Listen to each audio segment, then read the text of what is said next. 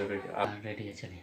बताया जाए कि पढ़े लिखे आप इंजीनियर भी हैं और इस बार मुखिया के पद पर चुनाव क्यों लड़ रहे हैं? सर, जैसा कि मैं तो पहले बाहर था, जब अपने गांव में आया तो अपने गांव की स्थिति देखी।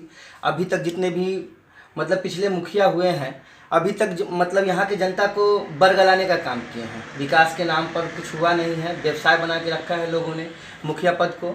तो मुझे लगा कि नहीं, कुछ मुझे इसमें आना चाहिए, अपने जनता के लिए, अपने लोगों के लिए कुछ करना चाहिए। इस वजह से मैं इस बार प्रयास कर रहा हूँ और आप लोगों का साथ और जनता का भी पूरा साथ है। इस बार लोग साथ दे रहे हैं, लोग मुझे प्रोत्साहित कर रहे हैं और उम्मीद है कि मैं आगे लोगों के लिए कुछ कर सकूं। पंचायत से लेकर प्रखंड तक भ्रष्टाचार बढ़े हुए हैं, उसको कैसे मतलब कि दूर कीजिएगा अगर आम जनता आपको चुन के भेजती है मुखिया को? जी, इसके लिए सबसे पहले तो ग्राउंड स्तर से काम किया जाना चाहिए। भ्रष्टाचार हटाने के लिए सबसे पहले तो मुझे भ्रष्टाचार मुक्त होना पड़ेगा।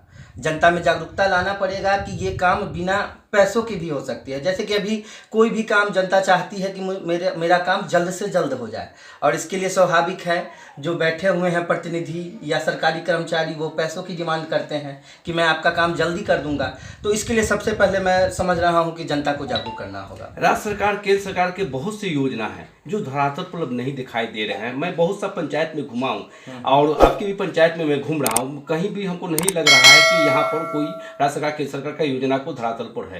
जी, मैंने पहले ही आपको स्पष्ट किया है कि मुखिया जो यहाँ के हैं वो व्यवसाय बना रखे हैं, इसे बिजनेस बना रखे हैं। इसके लिए, इसमें सुधार के लिए सबसे पहले तो जनता को जागरूक होना पड़ेगा और जो हमारे पढ़े लिखे समाज के लोग हैं उन्हें भी जागरूक रहकर विरोधाभास करना पड़ेगा, विरोध करना पड़ेगा मुखिया का। चाहे कोई भी जनप्रतिनिधि हो, वो मालिक नहीं है हमारे पंचायत के, वो एज अ सेवक चुन के आए हुए हैं। उनका काम है जनता का सेवा करना। तो उन पे मतलब क्या कहें कि जिस तरह से हो सके जनता को उन पे कार्रवाई करना हो, कार्रवाई कर सकते हैं। कहीं शिकायत करना हो, शिकायत कर सकते हैं। तो क्लियर बात है कि जनता को जागरूक खास प्राथमिकता आपकी क्या रहेगी जीतने के बाद?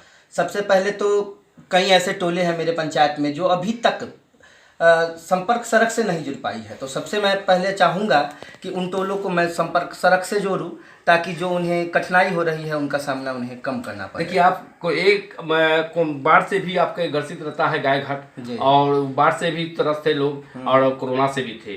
वो आप जब मुखिया जब बनिएगा तो इस पर कहाँ तक आप मतलब कि दूर कीजिएगा? हाँ, बाढ़ का बात कहा तो स्वाभाविक है कि हमारा पंचायत बाढ़ ग्रसित है, या बारिश में भी देखा जाता है कि जगह जगह जल जमाव हो जाता है। इसके लिए नालियों का निर्माण होना चाहिए, जो कि अभी तक नहीं हुआ है।